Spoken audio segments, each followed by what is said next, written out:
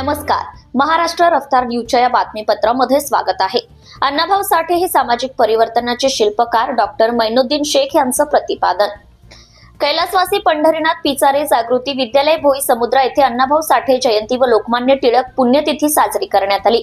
या प्रसंगी विद्यालयाचे मुख्याध्यापक डॉक्टर मैनुद्दीन शेख यांनी दोनही राष्ट्रपुरुषांच्या प्रतिमेचं पूजन करून त्यांना अभिवादन केले. अण्णाभाऊ साठे यांच्या जीवन चरित्रावर प्रकाश टाकताना ते म्हणाले की अण्णाभाऊ साठे यांनी आपल्या प्रतिभेच्या आणि लेखणीच्या जोरावर वंचितांना न्याय देण्याचा प्रयत्न केला. त्यांच्या जीवनातून आपल्या सर्वांना संघर्ष, आत्मबल आणि समाजप्रेम शिकायला मिळते. त्यांच्या कार्याची ओळख म्हणून त्यांना 1 ऑगस्ट हा लोकशाही दिन म्हणून साजरा केला जातो. अण्णाभाऊ साठे यांनी समाजातील दुःखी, गरीब, अन्यायग्रस्त लोकांचा आवाज बनून काम केले. कामगार चळवळ, दलित हक्क, महिला सक्षमीकरण अशा विविध आंदोलनात त्यांनी भाग घेतला. फकीरा, स्मशानातील सोनं, माझी जीवनगाथा हे त्यांचं महत्वपूर्ण साहित्य कृती आहे. कादंबऱ्या, प्रवास, वर्णन, कथा संग्रह व अनेक लोकनाट्य व पोवाडे त्यांनी लिहिले. अण्णाभाऊ साठे यांचं बालपण अतिशय गरिबीत गेले. ते अवघ्या 4थी पर्यंत शिकले, मात्र त्यांचं आयुष्यच त्यांचं शिक्षण झाले. आपल्या लेखनातून समाजातील शोषित, वंचित, दलित आणि कामगार वर्गाचे जीवन वास्तव त्यांनी मांडले. लोककथापासून ते कथा, कादंबऱ्या, गीते, तमाशा, पोवाडे आणि सामाजिक चळवळीपर्यंत विविध माध्यमातून कार्यरत होते. शिक्षणाचा अभाव असूनही त्यांनी आयुष्याच्या अनुभवामधूनच जीवन शिकले. स्वतःच्या दुःखातून इतरांची दुःखे समजून घेतले. सामाजिक न्यायासाठी लेखणी व कला वापरली. समाजातील तळागाळातील लोकांना आवाज दिला, आत्मसन्मान दिला आणि संघर्षासाठी उभं केलं. अण्णाभाऊ साठे यांची जीवनगाथा ही आमच्या आजच्या तरुणांसाठी आशेचा किरण आणि प्रेरणेचा स्रोत आहे. अण्णाभाऊ साठे हे केवळ मराठी साहित्यिकच नव्हते, तर ते एक जागतिक विचाराचे लेखक होते.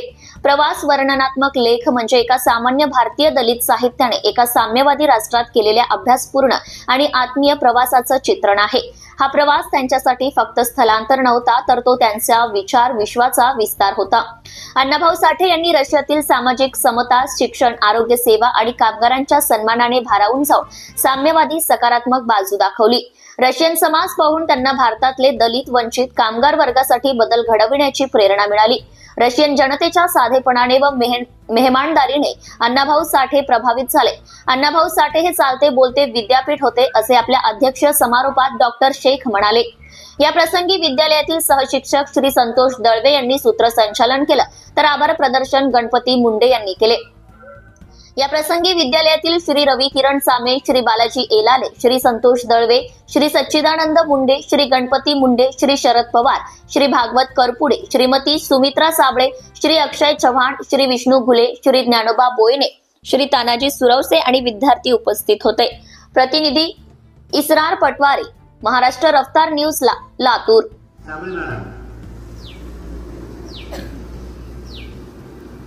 कार्यालयात बसून आपलं सर्वांचं भाषण ऐकणारे घुले सर आणि सर्व कार्यक्रमाची अत्यंत चांगल्या पद्धतीनं निर्देशप्रमाणे ज्यांनी सुरुवात केली ते आपल्या शाळेचे कर्तव्यदक्ष सेवक, फोटोग्राफर म्हणून तानाजी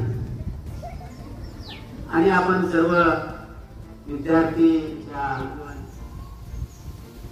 जीवन चरित्रावर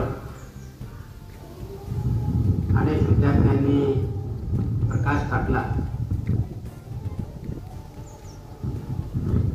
लोकशाहीर अण्णाभाऊ साठे यांची 105वी जयंती आणि लोकमान्य बाळ गंगाधर टिळक यांची पुण्यतिथी या संयुक्त कार्यक्रमाच्या निमित्तानं